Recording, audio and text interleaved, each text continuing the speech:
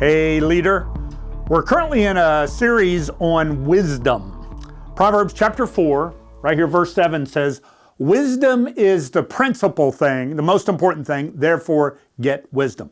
Whatever you have to do, the Bible says, search for it as if you're looking for silver.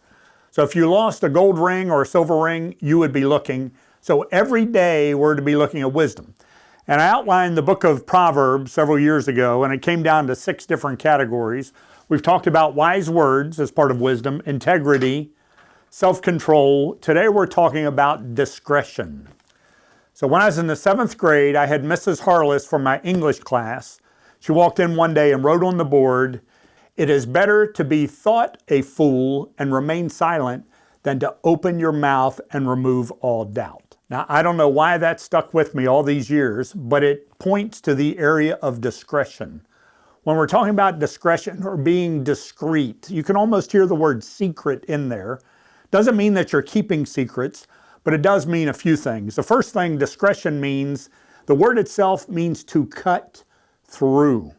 Discretion is a line, like a line that goes through a circle, like a diameter.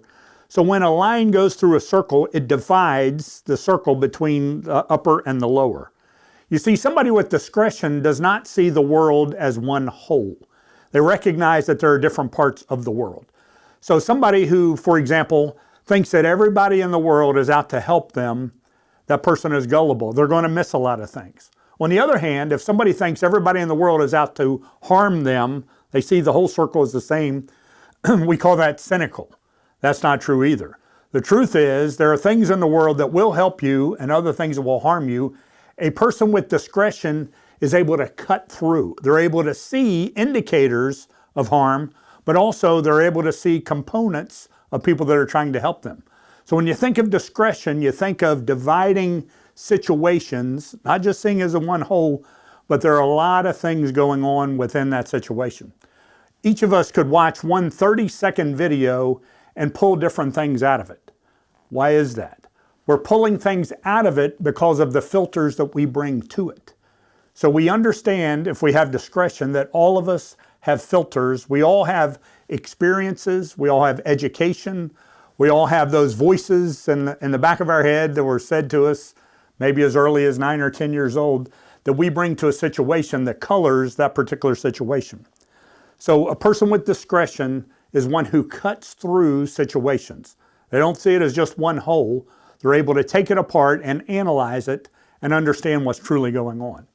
The second characteristic of discretion is a person with discretion uses fewer words than the other person.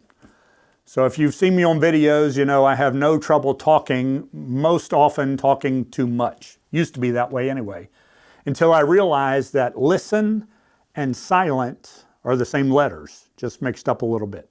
That I learn more by listening than I do by talking, even though I like to talk a lot.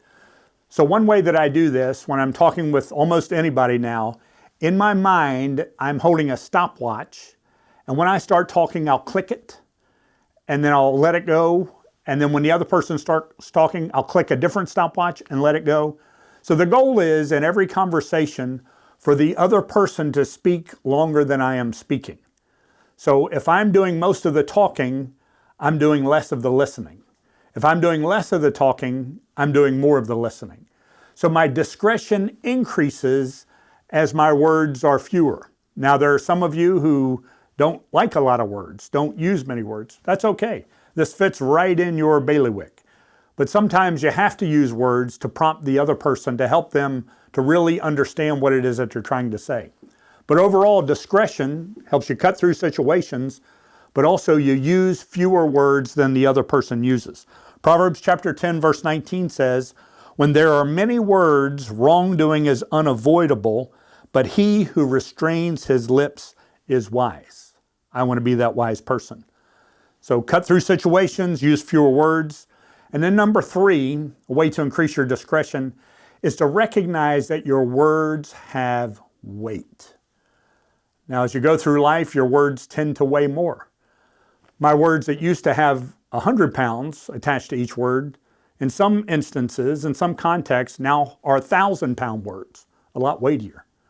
So you, pastor, leader, You say one word or one phrase, the person who heard that will carry that with them the rest of their lives because of the influence that you have in their lives. Remember a pastor telling a story about taking just about 30 seconds with somebody to pray with them. Well, he heard, it was good things, he heard good things about that for the next 10 years. That person never forgot that. So any words that come out of your mouth have an impact on that other person. A person with discretion understands that, and they're going to be careful with the words that they choose. So in my family growing up, we liked a lot of word games. We played with a lot of words. We used sarcasm a lot. I say sarcasm was viewed as a spiritual gift, which it's not, so don't do that. But I realized that when I was sarcastic with other people, oftentimes that hurt them. And you've heard the phrase, there's a little bit of truth in everything somebody says, or even when somebody's joking around, there's a little bit of truth into it. So people believe that. So when you say something out of sarcasm or to make a joke, that can hurt that person in a way that if you're using discretion, you never would have said that. There's the old Muppet movie, you may remember that. There are the two old guys sitting in the balcony. They were making fun of everybody. They were commenting on a woman. They said, "Is that a new hairdo or did a cat die on her head?" Which was funny to them. But imagine what it did to that person if this were real. It's just a made-up show. So rather than trying to be funny, which was a lot of the reason I was sarcastic, rather than trying to get a laugh from people, I switched to understanding how that person took what I was saying. And I changed my words a lot. So I realized that my words have weight. And there's still this instinct in me to say something sarcastic or to try to say something funny. But when I'm using discretion, I push that down and instead I say something encouraging. You did a great job. Everybody loved that. You brought so much humor and so much joy to this season of life. I cannot even tell you how great that was. Doesn't that go a lot better than saying something kind of off-kilter or trying to rib them? I remember we were leaving for a youth mission trip. I'd just gotten back from another trip. We were leaving that morning. I was going to be gone another week. Somebody said something sarcastic to me. Well, one of the parents addressed that person, and then the person said the sarcastic thing, said, "Well, I'm just giving him a hard time." And the other person says, "He doesn't need a hard time." And you know what? Nobody does. So we weigh our words carefully. We recognize that our words carry weight. And the fourth part of discretion is to recognize patterns. This is one way that you can cut through a particular situation. So when something happens once, it's a point in time, and every point has the potential to be a pattern. Doesn't mean that it is a pattern, but it does mean if he or she did it once, it's possible for them to do that again. Now, if they don't do that at all, it doesn't go into the realm of possibility, so it's not even a potential pattern. But every point is a potential pattern.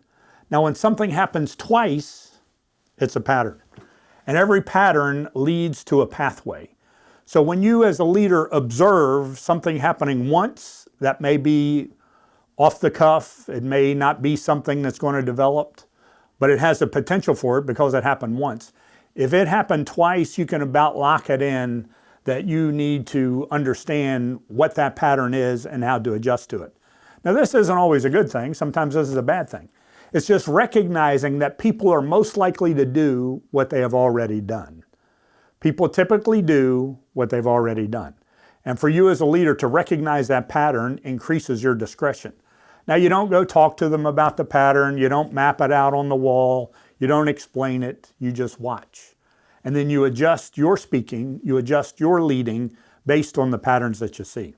So for wisdom, for overall wisdom, that's the global word that the Bible uses, hakma. For wisdom in general, that umbrella term, discretion is a key part of that. And I hope that you will use these guidelines to increase yours. We hope that you liked the video. These are all things that God has taught me over the years that I share with other people. So if it's helpful to you, please comment below and share it with another friend to help them along their leadership journey.